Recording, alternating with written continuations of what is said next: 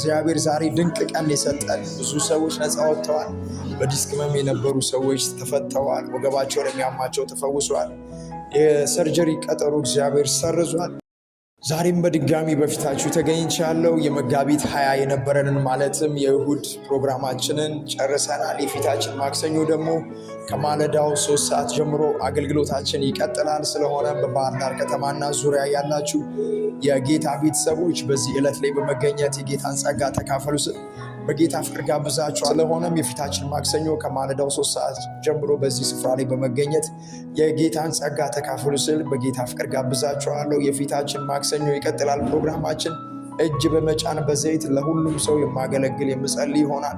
የእግዚአብሔርን ቃል አብረን እንማራለን፣ በኃይል እንጸልያለን። እግዚአብሔር አዘግይውን ከመንገዳችን ላይ ይሰብረዋል። ተባረኩልኝ።